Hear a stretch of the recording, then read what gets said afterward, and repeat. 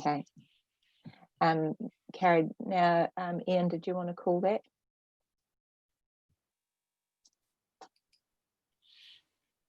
Ian, you're on mute. Yeah, apologies. Yeah, so that's carried unanimously. Thank you. Thank you. Okay, we'll move to item 7 on the agenda, and that is the Safety and Wellbeing Report, and that's being presented by Dan. The floor is yours, Dan.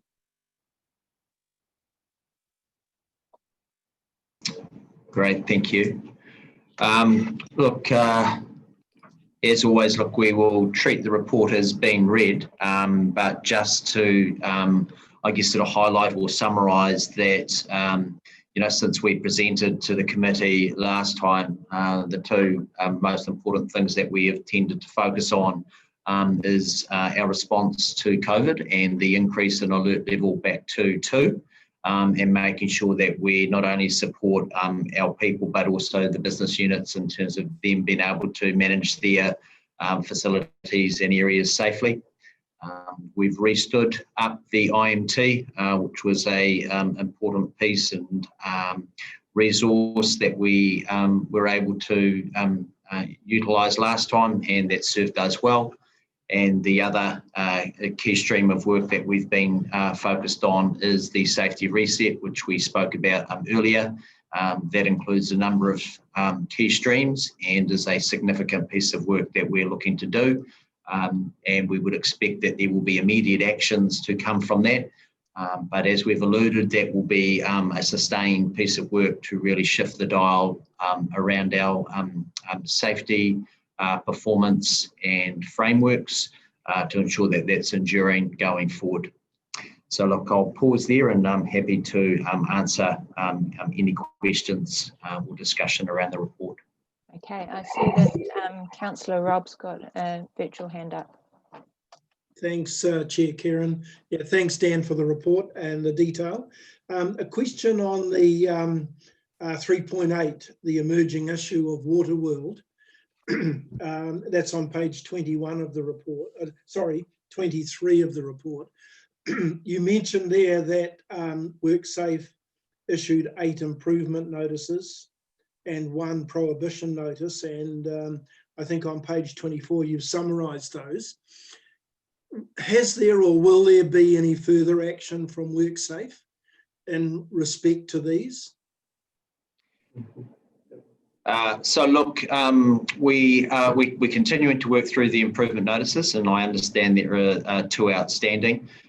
So look, at this stage, there is no immediate action that Workplace is taking.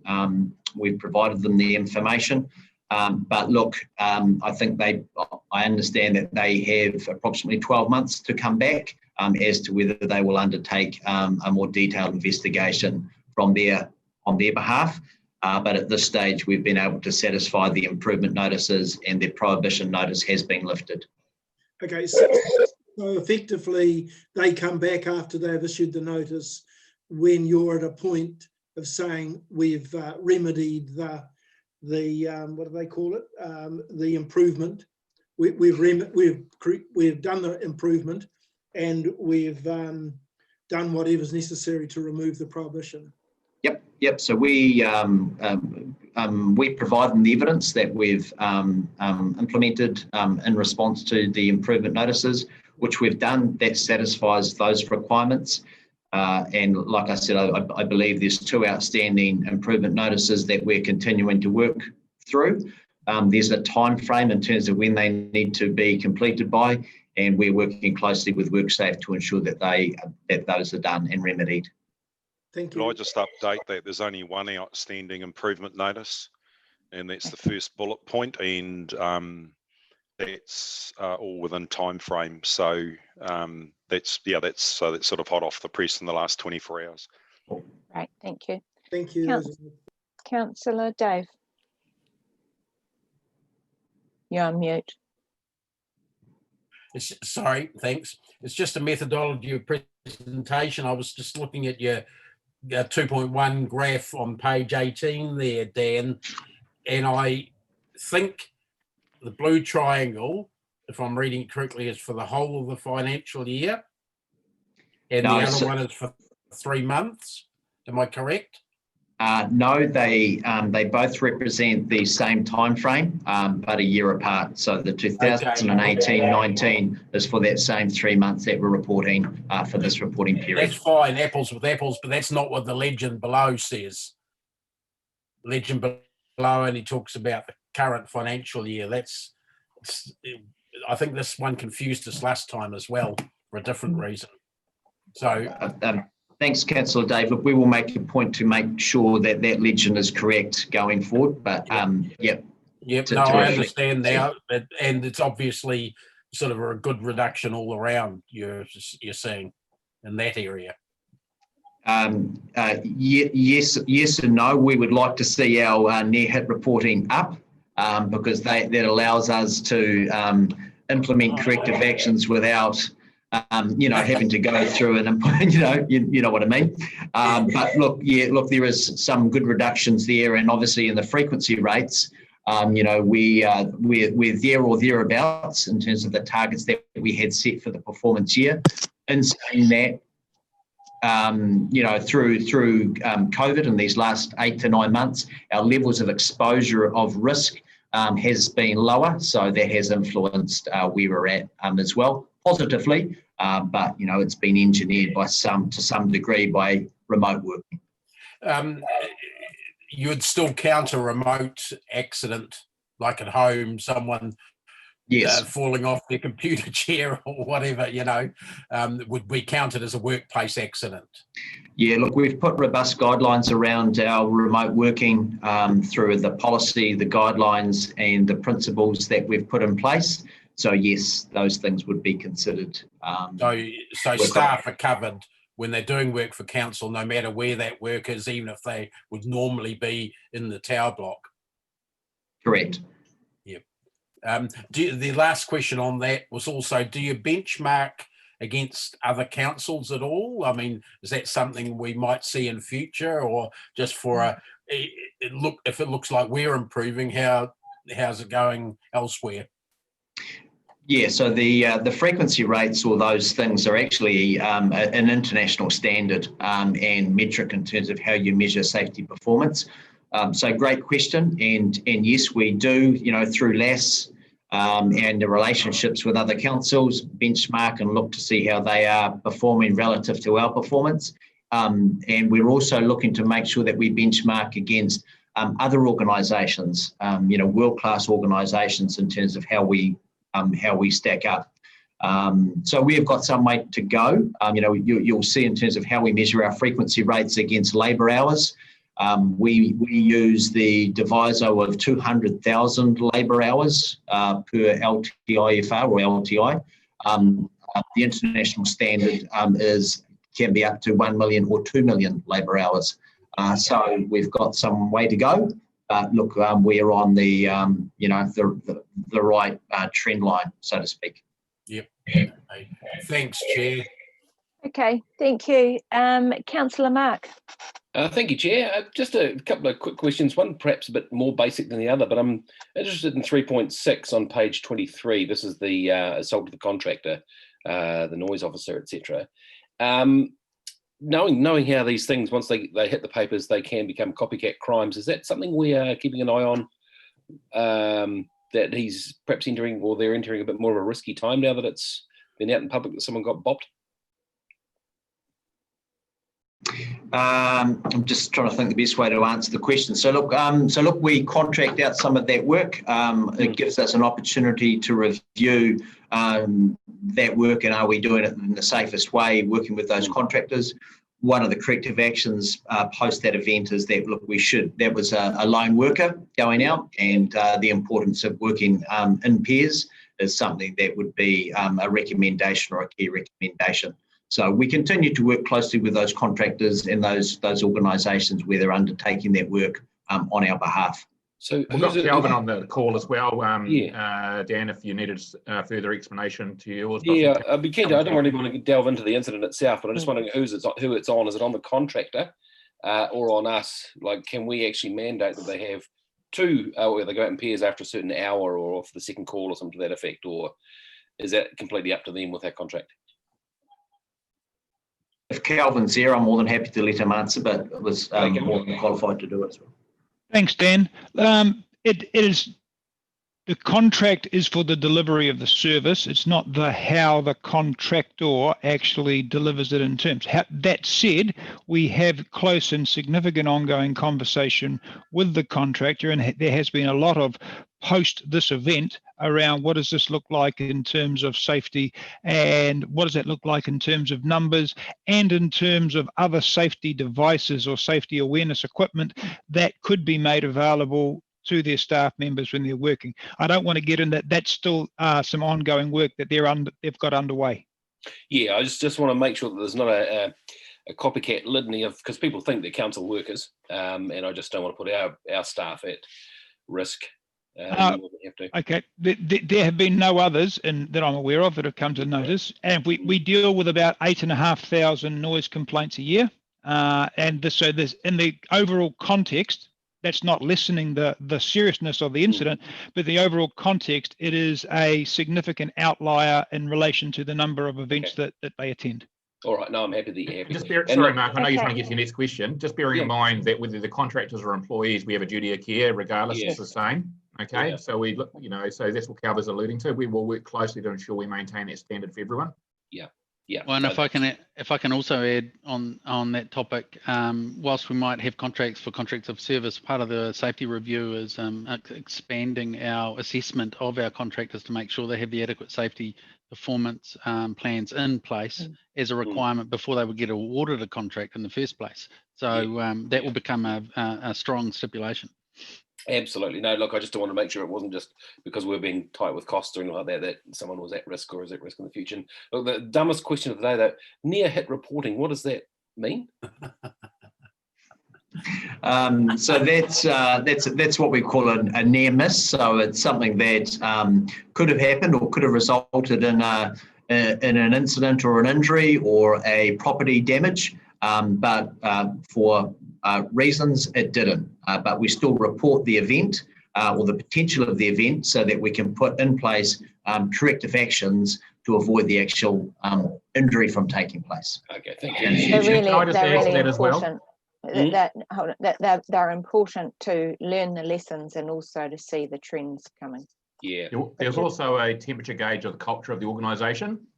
We've actually seen a massive uplift in the number of near misses reported because we've moved to very much a just culture whereby we play the ball, not the person.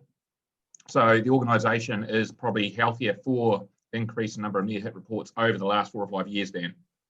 Yeah, in general terms, you want to see those numbers going, those lead, so it's called a lead reporter rather than a lag. You want to see those lead reporting items going up. Okay. No, thank you. That clears it up. Great. Thank you. Okay, look, I've got one more hand up there, Mayor Paula. Thank you. Just to follow on from that, I was going to, you've used the terminology because I think it was a good question that you asked, Mark, and we have to be just as wary of the lead as the lag indicators, as I've said in this forum a number of times. Now, that conversation that I came in on just before lunch is pertinent to this because we're talking about reducing the lead, the lead risk, so they're getting ahead of ourselves and reducing the risks before they become actuals. And that's where that conversation which David was leading before the lunch break was so relevant to this. I've asked that this committee does focus very much on the lead indicators so that we understand our obligation as governors, because aren't I right in saying that the expectations of governors under the Health and Safety Act, etc., and governors in particular have very high bar of responsibility over those lead indicators. And if we don't get that right and we fail to consider those, we are liable as governors, right? And chief executive he can go to jail. So firstly, your first comment is absolutely correct. You have, as a governor, the same level of responsibility to ensure that the health and safety practices from a strategic culture and execution point of view have been met.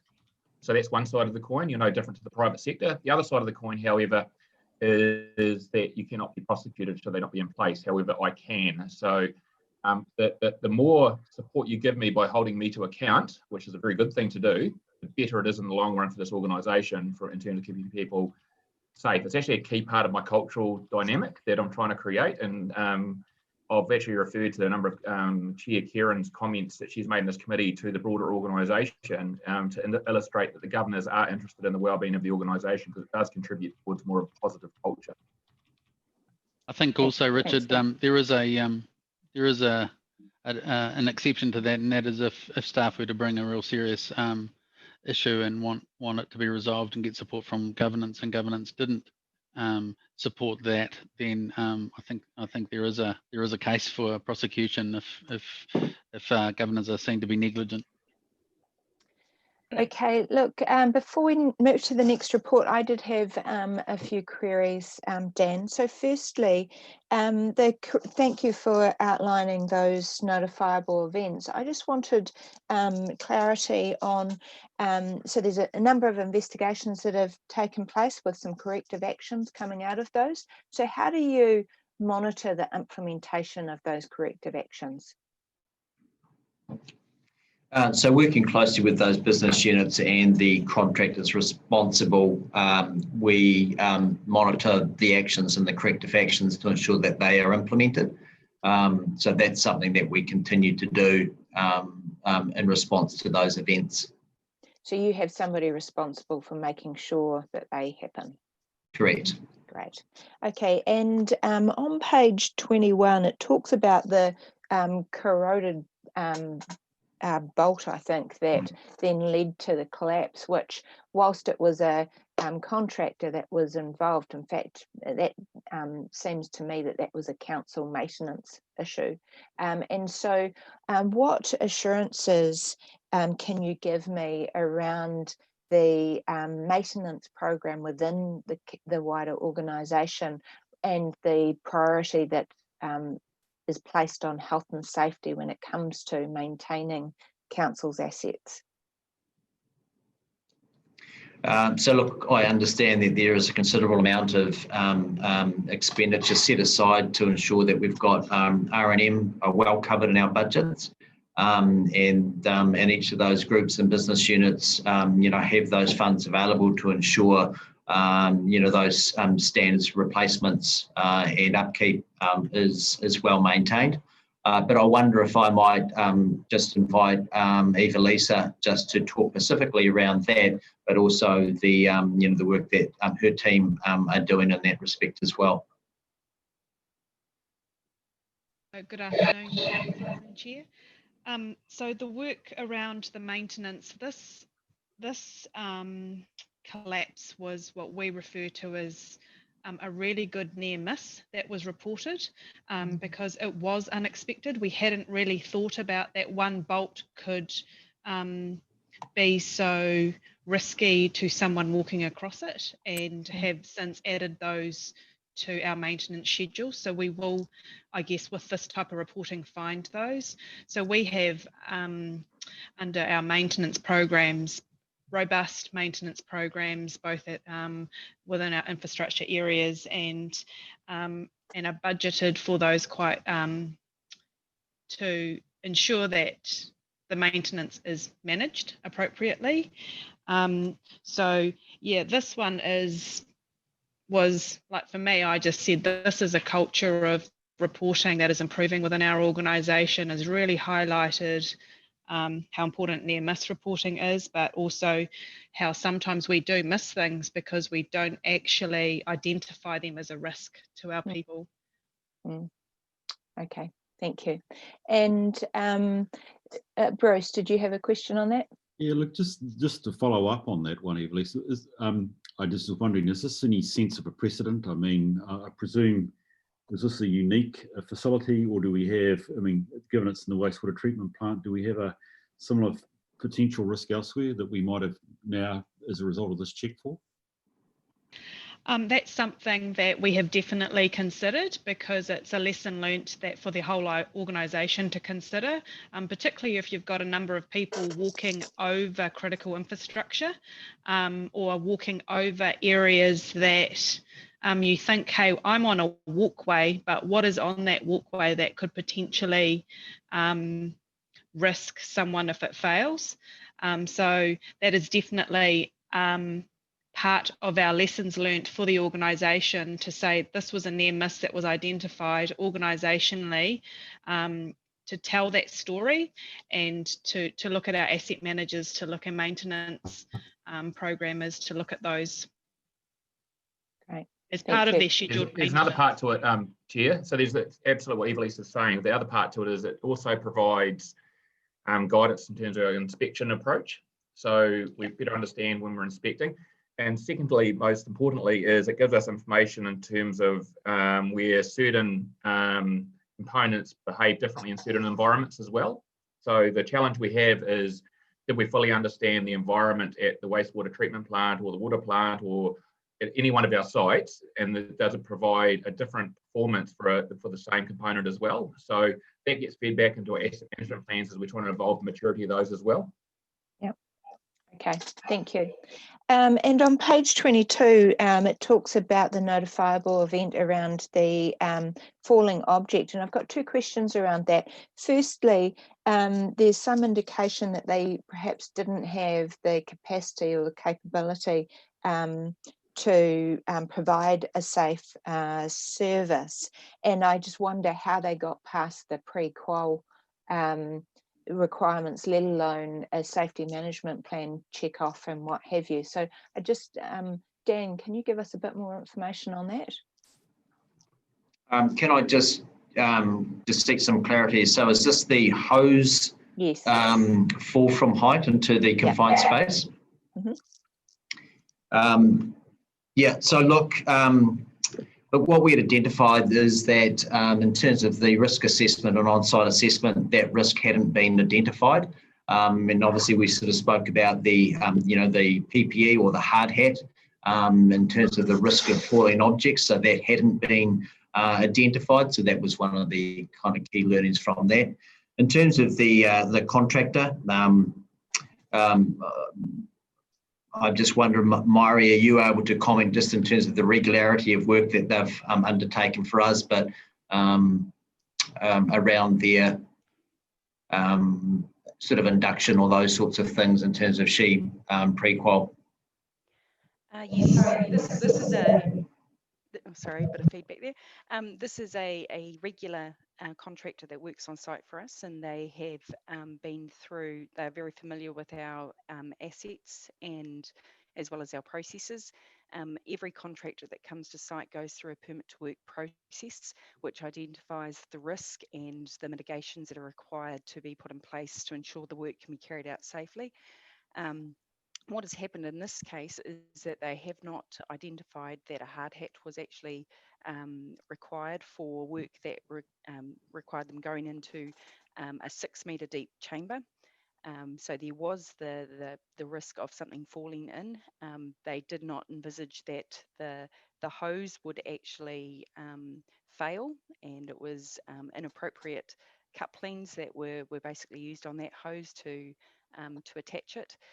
So it's more, I think, a sign that maybe the robustness of that risk assessment process in the permit to work was not done sufficiently. So it just needs to, and I think some of that is through work management pressures. So there's a huge workload at the treatment plant currently because of upgrades, etc. So there is a huge number of permit to works that have been processed, and I think we're looking at ways that we can manage that and ensure that there is a manageable level of permits that are being undertaken at the plant at any one time, and that we have the appropriate resources there to manage those permits. And that will help to ensure that that risk assessment process is done completely. Thank you. And I guess that highlights the value of one of the streams of work that David has on the go at the moment, and that's strengthening those relationships and systems around dealing with our contractors. Right, look, I think that'll do on that report. So I'll move that the committee receive the report. Can I have a seconder, please? Thanks, Mark. All of those in favour, raise your hand, please. Against? Carried. Thank you. Did you want to confirm that one, Ian? So carried unanimously. Thank you. Thank you. Okay, so let's move to item 8 on page 32, and that's the risk management report. Is Heather going to present that? I am. Thank you, Chair Kieran. The report submitted is the update of the quarterly risk management report and risk register for the 8 strategic risks, 3 organisational risks and 2 emerging risks. I take the report as read. I'm happy to take any questions which can be directed to the risk owners or action owners. Have we got any questions on that report? There's no virtual hands up. I do have one question and or a couple of questions actually. So on page 34, now this is just the overview of strategic risk 7 and the shortage of key external resources.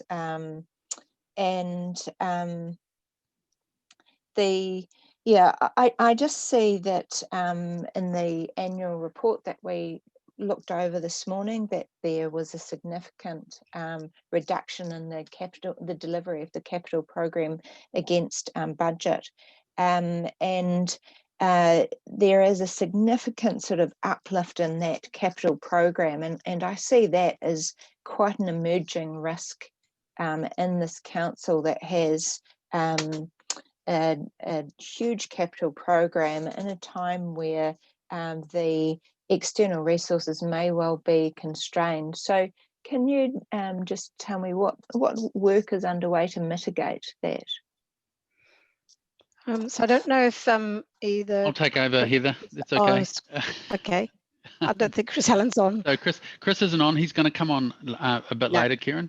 But in terms of the deferrals of capital program, there's a lot of land purchases that amount to a significant amount of money that have been pushed into the following year. A lot of the deferrals, well, all of the deferrals get discussed at the Finance Committee meeting through the Capital Portfolio Monitoring Report. And so there's a number of reasons for deferrals. Sometimes we're just delaying a part of a program of work, but not delaying the full completion of that program. It's just shifting from year to year. Other reasons relate to external resources in terms of readiness. So take your point, and in terms of shortage of resources, and Chris is definitely all over that topic. Okay, thank you.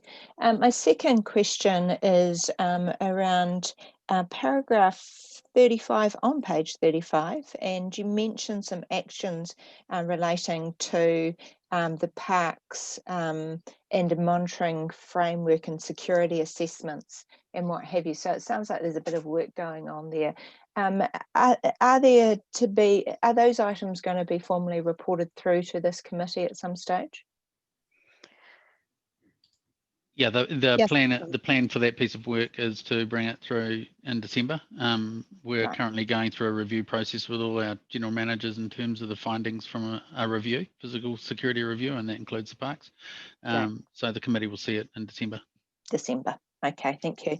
And also on that page, there's the mention of the emerging risks, and the water quality and quantity of supply is noted. Obviously, there's quite a bit of reform around the 3 waters at the moment. So how are those risks coming out of that reform being identified, and how are they being managed? I didn't know if Myri or either Lisa might want to come in for that about the water quality. Hello. So there's, as you say, there is a lot going on with the water reform at the moment in terms of structural and regulatory reform. So at the moment, we've had new legislation to form a new regulator, and that has passed through Parliament. And just a few weeks ago, they introduced a new water services bill, which will be the primary document that will drive the quality aspect in terms of compliance. There is significant other works occurring at the same time around freshwater quality, regional plan changes, national policy statements, etc., that will also influence our quality compliance aspects. Can I add to that, Moira, if you finish? I don't want to interrupt. No. Okay, so broader conversation is, at the moment, what we know is what we know. There's a whole lot of information that we're still gleaning and trying to understand. What we're doing is it's basically an iterative process of understanding what's going on, what the associated risks are, but the elected wing have already made a number of decisions in terms of supporting a memorandum of understanding for progressing with our neighbouring councils to at least understand the impact. Executive-wise, we have a number of staff, including Mairi, other senior staff like Andrew Parsons and Blair Bocott, working really closely with central government agencies to understand what's going on. And also with the direction of council and also other councils, we're collaborating with some of our neighbour councils and DIA to look at what the potential impact is. Some of the risks of this is not necessarily the impact on the water side of things. The regulation changes are always going to be there. We always know that we had ambitious targets to go after, and our 10-year plan effectively reflects that. But some of the risks are more of the non-water related asset and what effectively it means to shift the construction or the makeup of this organisation and then still deliver service to the community with a completely fundamental change in services that we no longer deliver. So not as big a risk for us as it would be for a smaller council, but it's still something we need to consider as well. So as we progress through this, we'll form up those risks and we'll more robustly report them back through this committee. But at the moment, we're a bit of a seek and see moment, trying to work out what the consequences really are, but very much aware that this means some significant possible changes if we go down a certain track. Yeah, thank you. You did touch on what I was getting at, and that is that the risks don't just relate to water, and we need to assess those formally. So yes, I do welcome that more formal reporting on that when it's appropriate. Thank you. I see that Nia Paula has her virtual hand up. Thank you. Just a couple of comments, questions around the Richard, you talked about the water assets and safety and the resilience, which was good. And I just wanted to cover off a note because I see Councillor O'Leary is on the meeting too, that she did an excellent job of alerting council to surveillance and IT surveillance of all our assets and making sure that's up to standard, having had someone break into one of our water facilities. That's alerted her attention, and quite rightly she's elevated that conversation. So well done, Angela, for that. Appreciate that. The other thing is in terms of the staff and to do the workers, to do work, to do capital projects. Richard, you might want to comment on some of the initiatives we have taken and where you think you might push those out more. So I know I'm going to Te Awa, where we've got how many, I haven't got into the detail, but I know we've trained through Downers people to get on with the work, and they're going to be an ongoing asset for work. And we are hoping to put more people through that, are we? We're going to work with government for some more training into work schemes. How are we going to go with that? Because that was working really well. Yep, so which is the GM was leading that, so we can give more specific answers? Was that you, Evelisa? Yes, so that is absolutely in terms of our own workforce. Central government has come out with some great work schemes, including apprenticeships and particularly working with the Ministry of Social Development. That is an opportunity for our council to recruit and start training, particularly in the Road to Ready. We have an example already where we worked with Downer and in conjunction with Ngā Te Hawa Mahi Trust and Waikato Tainui, and also MSD to bring on workers for our Te Awa remediation, where we recruited 47 employees. And so that is definitely an opportunity for us to develop our skills base and utilise our partners in central government to move into that space even further with more opportunities. That isn't just relating to youth. So our understanding, the previous Mana and Mahi program, which we currently have within our city delivery team, we have a number of employees part of that program, and they are extending that out to not include an age bracket around that program. So, yes. Thank you. Okay. And that's cool. I think that's something we can keep an eye on because it's just so ripe for opportunity. It's a problem. It's a problem, but it has a huge opportunity with it. And we've already demonstrated to MB, who are coming to visit with us soon, that we can do this really well. So I think we lever off that, Richard and team, that we do become the place where we can put people back into work. Yeah, and there's also a broader aspect. And one of the things I'm going to brief you guys on in the PX session is just the structure around this. We can talk about a little bit in the open, is a focus on strategic and alternative procurement mechanisms to deliver some of these things as well, Mayor Paula and Chair Kieran. So to make sure that we are leveraging the best we can the pool of resources that have become available during the COVID crisis. So that's just part of our ability to contribute back to the social and the economic aspects of the community as part of the wellbeing work as well. So the integrated thinking. So I'll brief you a bit more on that in the PX session. Thank you. Okay, Bruce has his hand up. Yeah, just a couple of very quick clarifications. I want to just go back, Kieran, to the emerging risks, just to check the water and quality and quantity supply to the city. Can I just clarify what is the actual nature of the risk? We talked about Three Waters reform, but is that actually what that's meant to be signalling, or is there something more specific about our water supply and quality that's at risk? And the only other one is topical, of course, at the moment, given the stock exchange, cyber attack. Have we sensed any increased or exposed risk at this stage? My two queries. Actually, I wonder, Bruce, that second question, whether that is better dealt with in PX rather than discussing vulnerabilities in public session. No worries.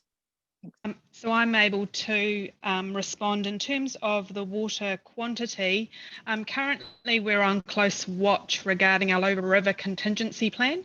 We have the Waikato River that we draw water from, which is a hydro network, and due to the water shortage or drought situation currently being experienced in the Waikato, the river levels at Lake Taupo are pretty low, and so there is a risk that within the team are monitoring, when it gets to a certain level, our Low River contingency plan would need to be initiated. So that is one of the emerging risks that we are closely monitoring. And the other, in terms of security, in terms of supply to our city, referencing break-ins and theft of strategic infrastructure, that is another risk that we are closely monitoring to ensure the safety of supply for our city. Thank you, appreciate that. Okay, I see Mayor Paula, you have a virtual hand up. Is that just not being cleared? You're right, okay. Sorry, look, I'll take it down, sorry. Okay, so look, I'll move that the committee receive that report. Can I have a seconder? Thank you, Bruce. All of those in favour, please raise your hand. Thank you. Against? Ian, do you want to confirm that that was unanimously carried? Yeah, carried unanimously, thank you. Thank you.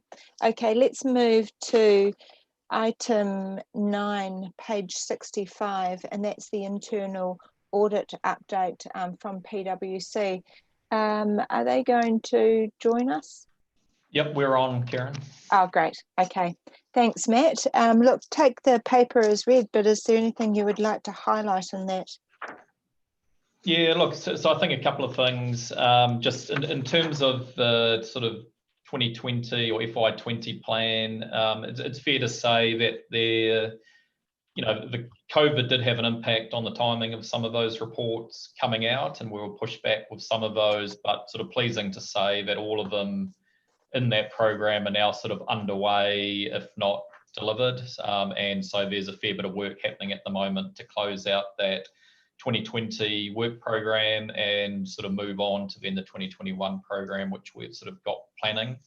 The report you'll see in your pack this week is on PSODA, and just as a sort of quick background, pSoda is a project management tool, and the sort of importance of this is it is a big feeder for the 10-year plan.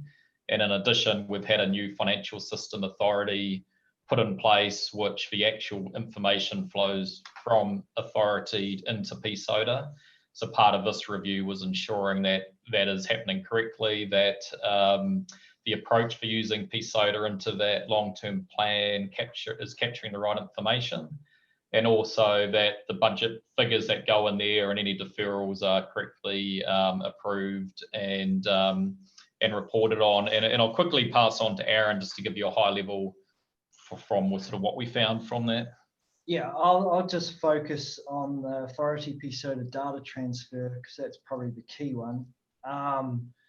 And what we found was that the transfer of data between authority and pSoda had a number of controls in place. The main control being the reconciliation, and this was operating effectively throughout the period of our work.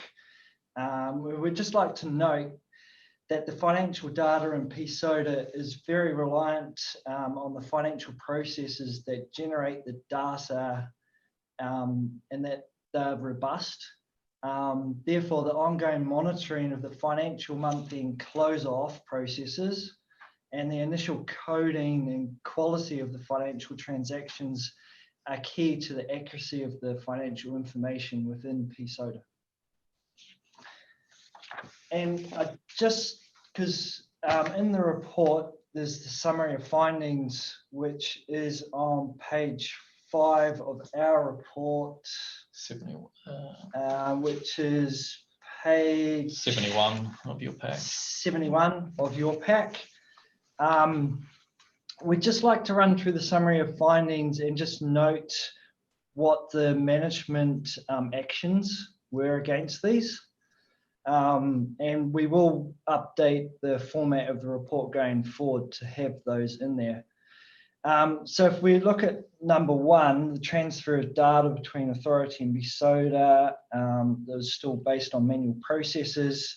Management are working on the automation of the upload process, and pSoda have confirmed that that is possible. And yep, so for number 2, with the financial month-end close and the coding and financial information, management are implementing the ongoing monitoring of the month-end close and the level of subsequent adjustments to coding as leading indicators, so they know and aware that there is potential issues, so they can then go to the root cause and fix those proactively.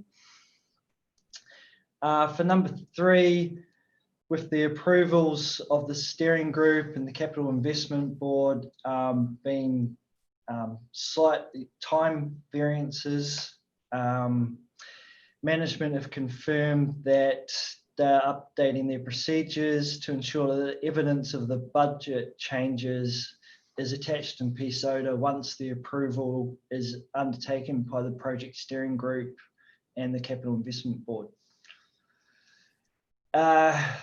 Number 4, with the timestamp reports, going forward, management will retain a copy of that report.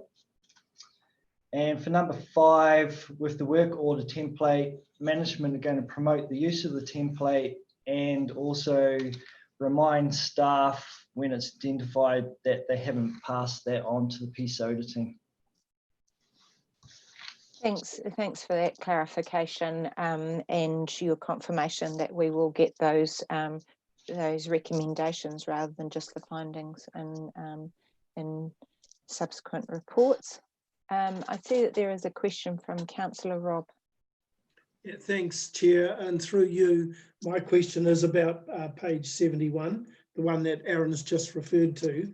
So through you, could I ask Matt or Aaron, you've given 2 a high risk rating, excuse me, and is that the follow through from 1, that when 1 becomes automated and not reliant on a manual process, then the risk rating for 2 will obviously drop? or are they not? Yeah, maybe I'll start and Aaron can jump in, Rob. So as with any system, the sort of quality of what's in there is only as good as the input data that's put in. And so we're sort of, why we're saying number 2 is high is if you get coding errors or adjustments that go into authority, they then flow either automatically or manually up into PSODA. And so this point is all around how are we looking at and ensuring that if we're getting trends around a whole lot of recoding happening after the fact or in subsequent months, do we have a good process in place to, 1, spot that, and then 2, go and investigate why is that happening so it doesn't continue to happen? Right, so 2 is always going to be high, or could it drop to moderate or low if 1 becomes fully automated? Yeah, look, I think the automation piece, it does help, but again, it's always going to be high until we either get a very good input control in place to data going into authority, or we get a really good review control happening in PSODA for changes. Okay, thank you. Thanks, Chair. Okay. Matt or Aaron, can you just confirm the status of is it IBIS or IBIS project assessment and where that's at? Yeah, the IBIS work is management, obviously, well, I just say, Hamilton City Council are going through the implementation, and we have, and that's got various phases of work. We've looked at the phase 1 piece of work and provided real-time feedback on that, and we're just retouching base with HCC in terms of if they've completed any of the further phases, so then we can continue doing our sort of real-time feedback and analysis of that project. Okay, thank you. And I just note that the next project on that table, the Cobbin Drive report, was drafted on the 30th of June, but is still awaiting management comment. But I would like to cover just the main points of that report, but given it is still in draft and awaiting management comment, we'll do that in PX. So if there aren't any further queries on that report, I'll go to the recommendation, which is that the committee receives the report and notes the Hamilton City Council PwC internal audit work undertaken. I'll move that. Can I have a seconder, please? Thank you, Mayor Paula.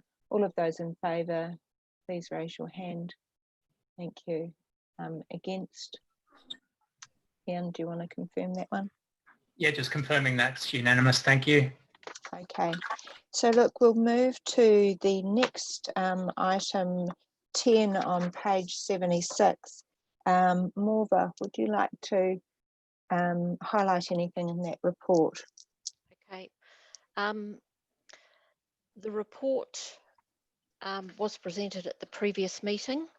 There is an additional summary based on my discussion with Councillor McPherson, and that, I believe, is on page, just a moment. Page 78. Page, oh, thought it was 81 actually. Yes. So as requested, that has now been included. Okay, and just moving to your cover report, Yes. Morva, you've just given us a summary of the work that you're undertaking. I noted that in your previous report, you did have some work underway on city infrastructure, recognising revenue. That's not showing up on your cover report. Is that something you're still working on? It's something that is outside of my which is outside of the approved internal audit plan for this year. Yes, I'm still working on it. You're still working on it? Yes. Okay. And you'll report back to the committee in due course on that. So that, sorry if I can just jump in here. Yes, there were some thank things in the last report that Morva included that wasn't really on the approved internal audit report. So that's work that she's going to carry on just as part of her other pieces of work she does for council. But if there is anything that she finds that needs to be put in front of the committee, she'll bring that through. Okay, thank you. Right, no queries on that report?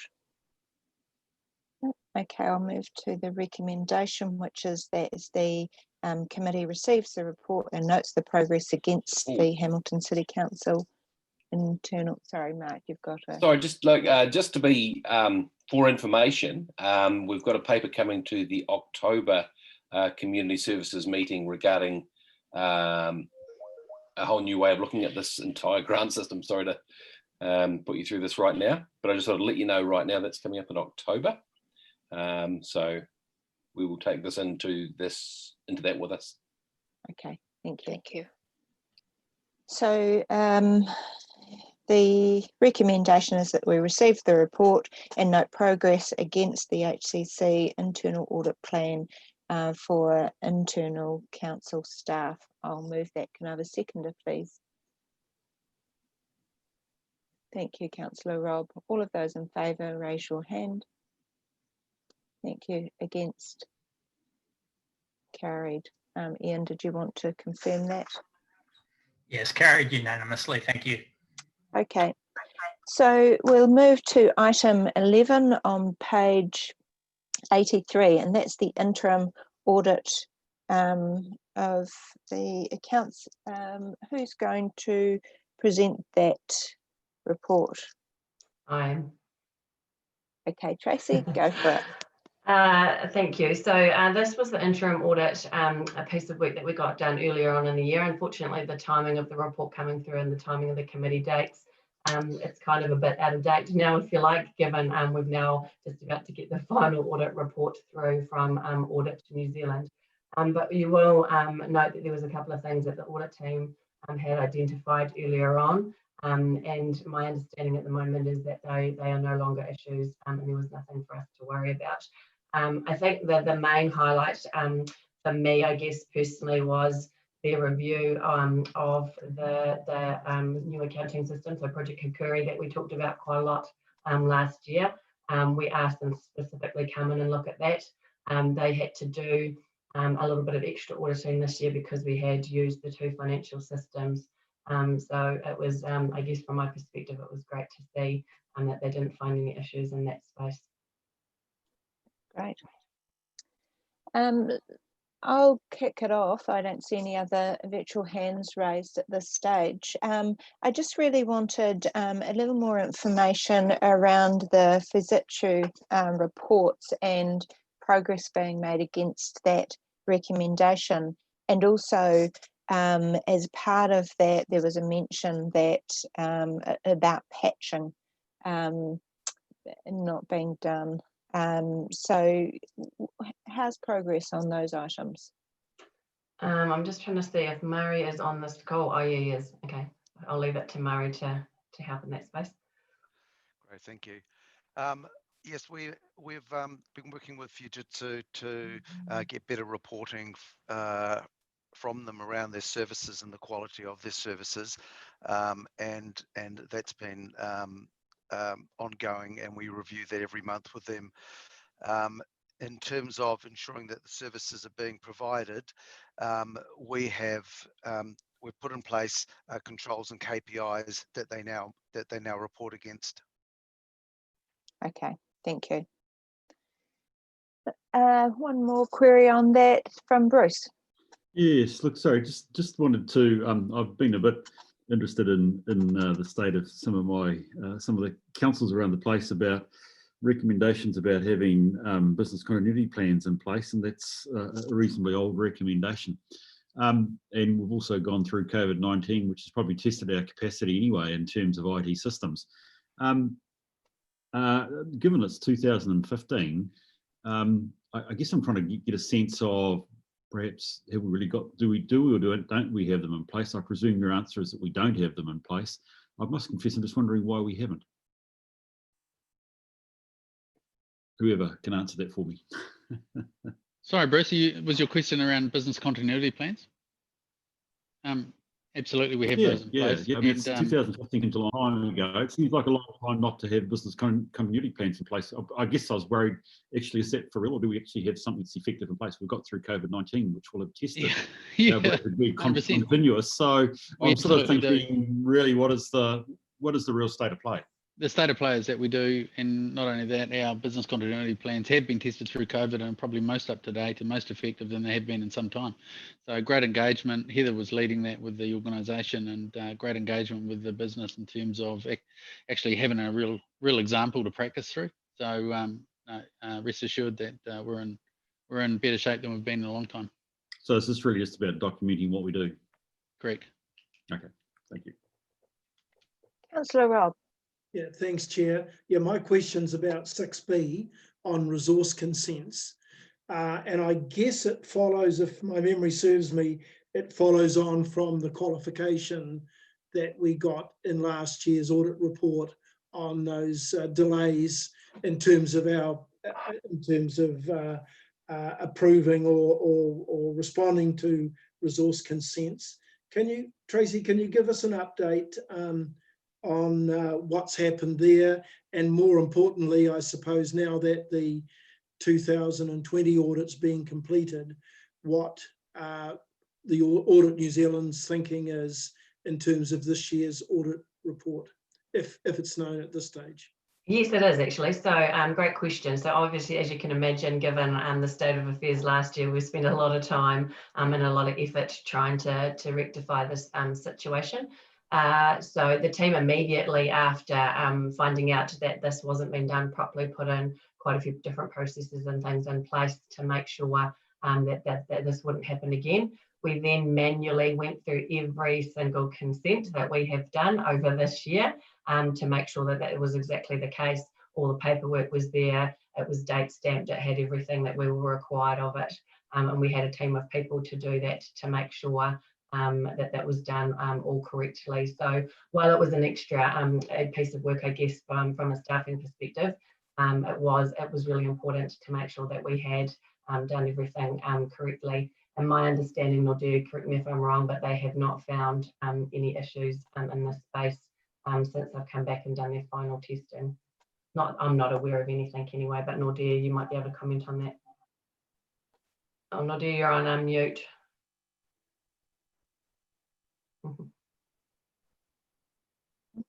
You're on mute now. There we go. Oh. Nordia, we can't hear you. You're not on mute, Nordia, but your audio is not working.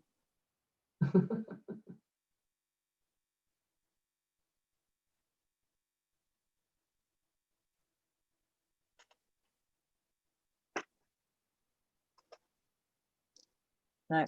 Look, while he's working that out, I might move to the recommendation, and Nordia could perhaps, once he's got his technical issues sorted, could perhaps give us any update that he wants to under the draft report, draft annual report item. So we'll move to the recommendation, which is that the committee receives the report and notes Audit New Zealand's recommendations. I'll move that. Can I have a seconder, please?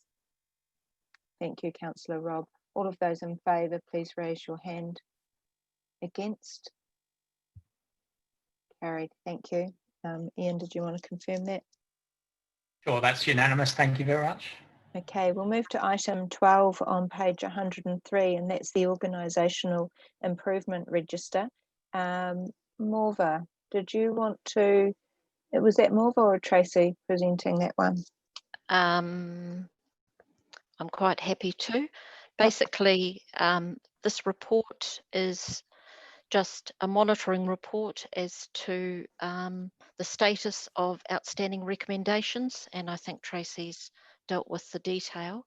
So has anyone got any specific questions? Great. Thank you. I've just got one question. The PSODA review items, there was at least one of them that was a high red recommendation. They're not coming through on that report. Why is that? Peace Soda was not part of audit. Oh, sorry. Oh gosh, something's happened. The Peace Soda report was just actually timing. Yes, it's just purely timing. Yeah. Okay. The timing of them releasing their report and the timing of more providing this was exactly at the same time. So Okay, I'm just seeking assurance that that internal audit reports are to be, recommendations are feeding through to that register. Absolutely, it will be. So you'll see it on the next one. Great. If we haven't got any further queries on that report, I'll go to the recommendation that the committee receives the report. I'll move that. Can I have a seconder? Thank you, Councillor Mark. All of those in favour? Thank you. And against? Carried. Now, Ian, did you want to confirm that? Sure, that's unanimous again. Thank you. Thank you. Okay, so item 13 on page 109 is the draft annual report. We, of course, spent some time on that annual report this morning. Tracy, was there anything further you wanted to highlight in the committee meeting time? No, there's not, thank you. So I talked with the team straight after the workshop this morning, and we are going to make some changes as advised, and we'll try and get that turned around as quickly as we can. So, so hopefully Nordea has fixed his technology problems and can give you an update from their point of view. Nordea, are you with us? I think he's dropped off again. Yeah, I'm struggling to find his tile on the screen. I can't see him.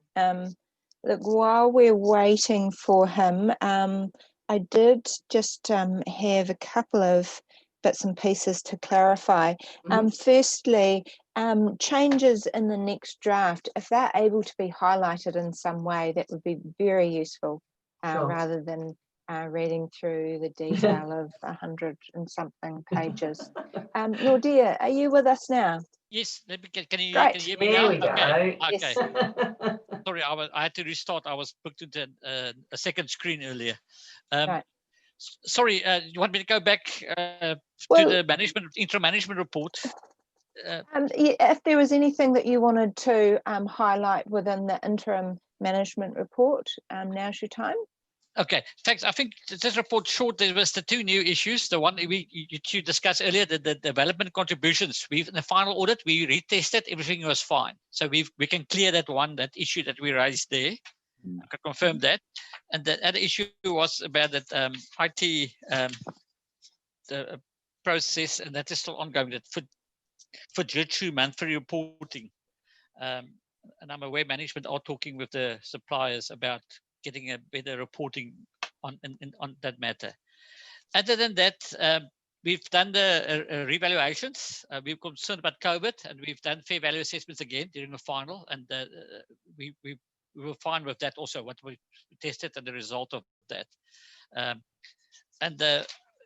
think that from a intermanagement report, the project Kukuri also, remember last year we were a separate engagement to report for when they move over to the new system from authority. We've completed that work, and there was no issues found there, the details in that report.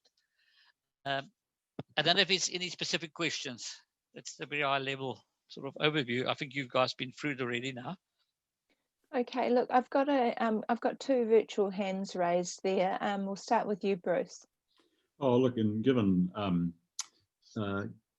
that we've just gone back to the management report, I just wanted to note in paragraphs 2.1 and 2.2 the favourable comments from Nordea and the team on our control environment. I always think we can skip over those quickly, so I think that's really useful. My other question probably is probably pretty well answered, but I just had one on the annual report, that was all. Do you want me to raise that now? Yep. Look, all I wanted to do, and again, in fact, it's probably not, it's just a comment, but actually is to say it's great to see that I think we're basically on track, which includes the work of Nordea's team and being on track, because actually I've seen a few annual reports slipping now through the system. So it's great that we're in a position that I think we're still on track. So that's well done. Congratulations, both teams. Thanks. And I can maybe just add technical team, we have not been selected to go through a technical team and a technical review. Right. So that also takes a lot of risk of keeping the report back to delay it, because we haven't identified any issues and we've not been selected to go. Great. And just before I go to Councillor Rob, just on along that same line of thinking. So at this stage, your team are still looking to be within the time frame of, what was it, verbal audit clearance by 18th of September, was it? Yes, we're still on track for that. I know it's currently scheduled to be adopted in October. We mentioned about maybe move it forward. That's going to be challenging for us, just because of resourcing. Our team is working somewhere else, and with the last week after our verbal clearance, we're going to do our final reporting. But we'll see how it goes, and we'll keep in touch with management about the possibility about that. Yeah. Okay, Councillor Rob. Yeah, thanks, Chair. My question really follows on from where Tracy left off in the last in that last report around the consents and the qualification to last year's audit report. I accept that this year's report will include the qualification, at least for the comparatives. But Nordia, you're happy that we've corrected that particular issue, and it won't be an issue in this year's audit report? Yes, Councillor Pascoe, I can confirm that we've completed that work. I've reviewed it.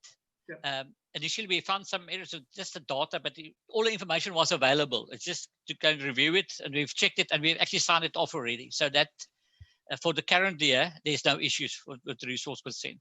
As you mentioned, last year, the comparatives, we will just qualify the comparatives amount because it was qualified last year. Okay, thank you. That's my question. Thank you. And Nordia, I would just like to confirm that your work to date, between now and your interim report that we've just gone through, there haven't been any other red flags that have been raised? No, there's no significant, no material issues that we flagged. I've just looked at the error schedule. Also, there's nothing there. Okay, and I wonder whether we should just clarify that, notwithstanding that there are no red flags, it's likely there will be an emphasis of matter in the audit opinion. It's most likely emphasis about COVID is going to be a standard emphasis of matter. Because I think your note 58, you are referring to the impact of COVID, and I think your disclosure is quite good because it covers it line by line, what the impact of the different line by line and the financial statements have been because of COVID. So we probably most likely just have an emphasis of matter referring the reader to that note 58. Okay, and I may have missed this in the previous answer to the question, but I'm just not clear. What is the likely impact on the audit report from the resource consents issue on comparatives? We will still qualify the comparative information. Yes. Right. Okay. Thank you. Right, if there are no other queries on that report, we'll go to the recommendation, which is that the committee receives the report. I'll move that. Can I have a seconder? Thank you, Mayor Paula. All of those in favour, raise your hand. Thank you. Against? Carried. Did you want to confirm those numbers, Ian? Yes, that's carried unanimously. Thank you. Thank you. Okay, I'll move to page 106 of the pack, and that's the motion to go to public excluded, and that is outlined, as I say, on page 106. I'll move that. Can I have a seconder? Thank you, Bruce. All of those in favour, please raise your hand. Against? Carried. Did you want to confirm that, Ian? That's carried unanimously. Thank you. Thank you.